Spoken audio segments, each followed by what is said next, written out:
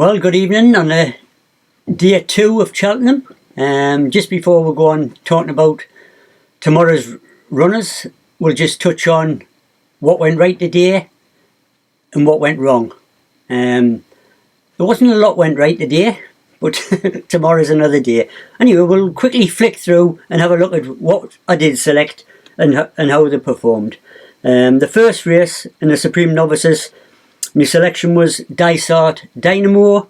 It was still in front when it fell, but regardless of that, the winner was a very easy winner. Constitutional Hill won that easy. That Dysart Dynamo, at best it would have been second or third.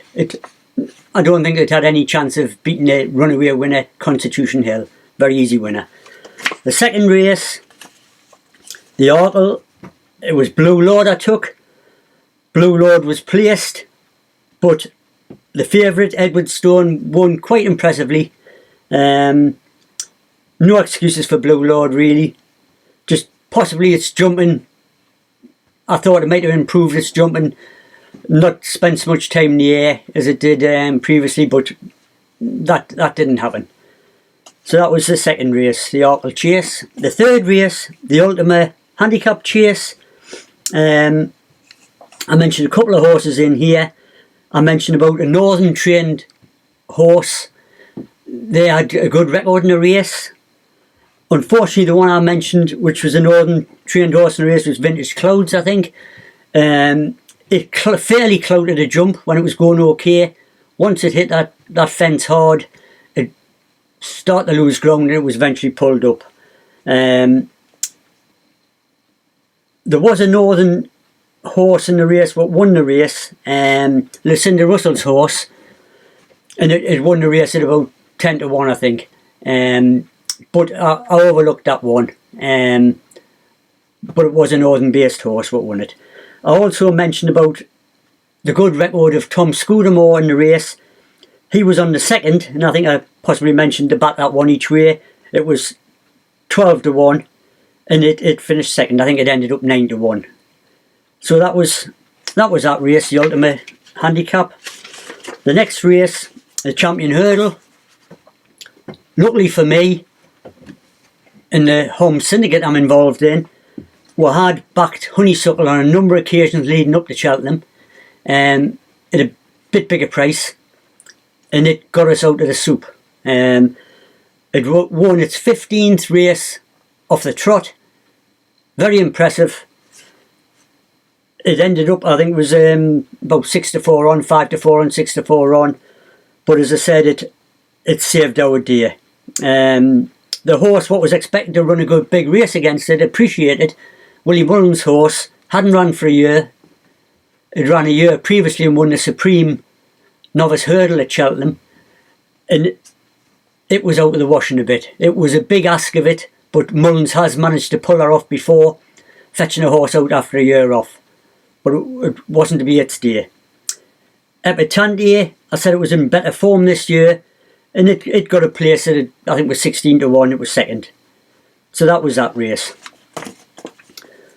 The fifth race, the Mayor's Hurdle. Stormy Island was the selection there, back each way.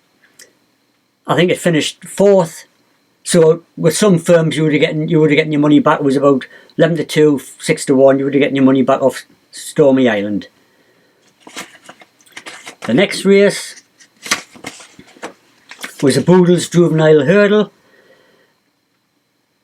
I did mention Gaelic Warrior. I'd backed this a bit early anti-post, but it was no value to tell anybody to back it today. It's such a short price. I think the night before it was about 5 to 2. It actually got backed into about 6 to 4, 13 to 8. They backed it from massive prices all the way down anti-post, and they backed it as if it couldn't get beat. And throughout the race, apart from the last 50 yards, it looked like it couldn't get beat. The only thing it did, it ran a bit green. It ran as if it lacked experience, and also it jumped to its right on several occasions, losing ground each time. It was done on the line. I think a lot of people would have had the fingers burnt with that one. But it was it was a bit of an unlucky loser really. Things didn't go its way, and it was only beat a short head on the line. I did mention in the race an each way one HMS Seahorse, which was about 10 to 1. I think it was 14 to 1 the night before. It ended up about 10 to 1. It finished fourth if you took it each way. And again, with certain firms, you get your money back off that one. So that's touched on how we're going on today. And now we'll have a look at tomorrow. Right, day 2 starts. The first race is a Ballymore Novice Hurdle. In that race, let's have a look at it. Yeah, Mullins, it's a race Mullins has done quite well in. Ireland have been dominant in the race. Horses which are on Irish points have done particularly well. And in this race, the favourite, it's a short price favourite. It's about 5 to 4 on, 6 to 4 on. Sir Gerhard. It's done nothing wrong. It's won twice this season. He did think about running it in the first race today in the Supreme Novices, but instead he pulled that out and he left Dynamo in to represent him, which fell. But he must have been confident enough that Sir Gerhard would get the 2.5 mile of this race. It has been when it's 2 races over 2 mile. It has won a point to point, going back a little while ago. But when the point to points proved it stays 2.5 mile plus. I can't really pick anything to beat that, although it's a short price favourite. Journey With Me, which is second favourite, I believe. The ground mightn't be ideal for it. I think if there was a bit more moisture in the ground, it would have a bit bigger chance. Stage Star, which is a horse from England. It's done all right this season, but it was a Cheltenham hurdle winner, and the record of horses winning that race and then going on to win the Ballymore is very poor. So, although it's favourite, I would have to stick with Sir Gerhard.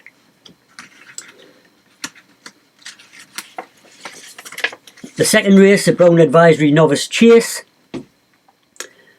Now, Gallopin Deschamps was going to run this one, but it's been pulled out.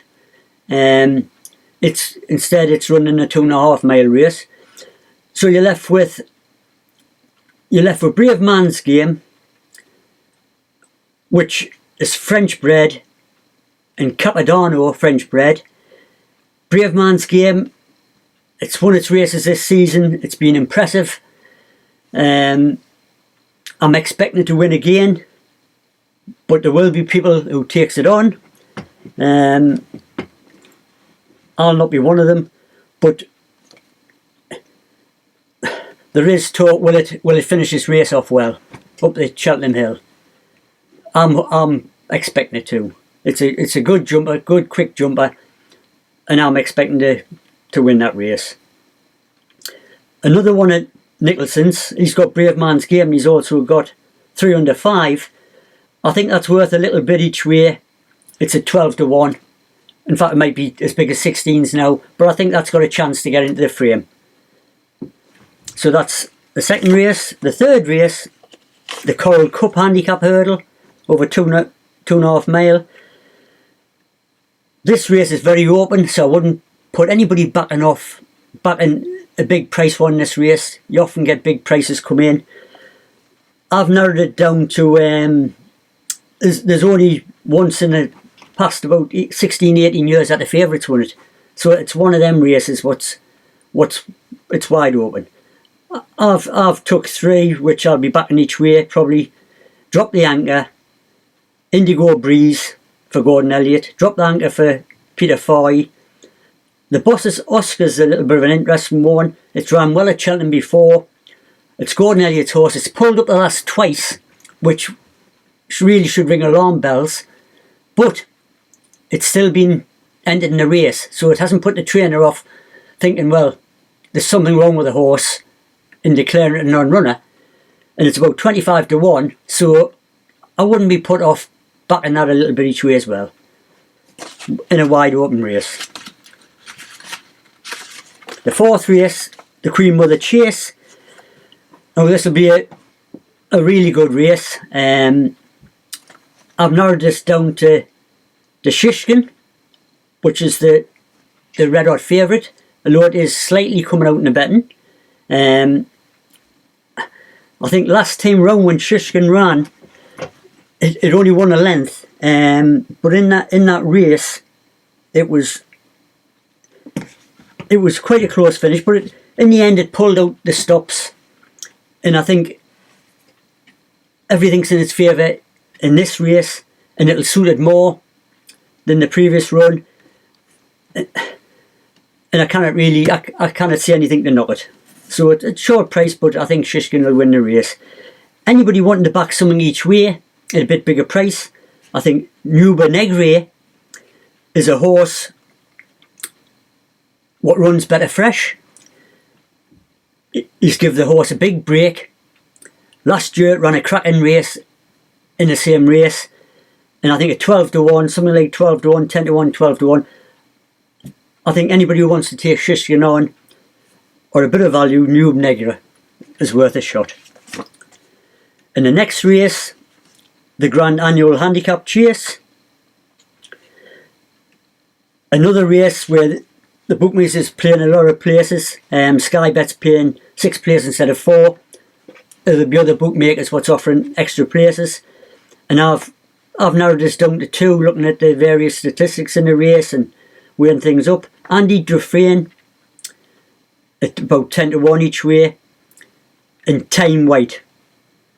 Time White's Nicholson's horse, and Andy Dufresne's Gordon Elliott's horse, owned by JP McManus. They're both round the 10 to 1 mark, and I think each way they're a couple of players for somebody who wants to bet in the race. The next race is a Glen cross-country chase over 3 miles 6.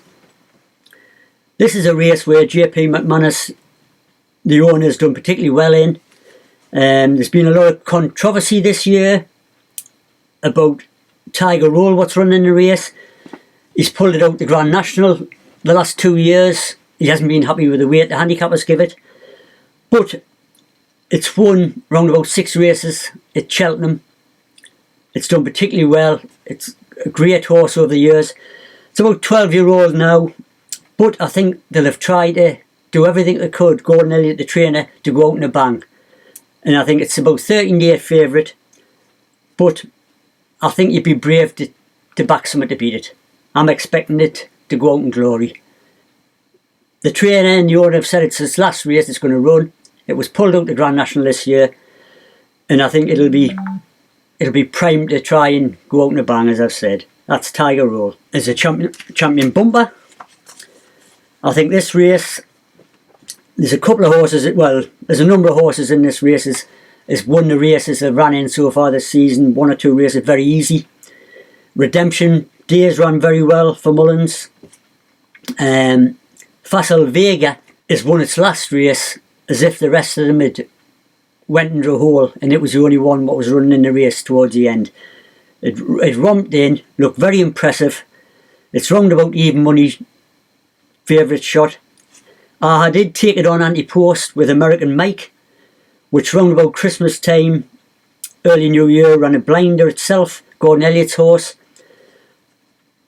But since then, Facile Vega has come out and been even more impressive. And although I've backed American Mike anti-post at about 11 to 4, 3 to 1, that mark, I would have to say Facile Vega, I would expect to win the race. The only slight downside is that the going might be a little bit quick for it. So if it was to get beat, it would only be the going what would do it, if you like. But I would say Facile Vega, that's the one I would stick with. So I think I've covered the card there. I'll just have a quick glance back through.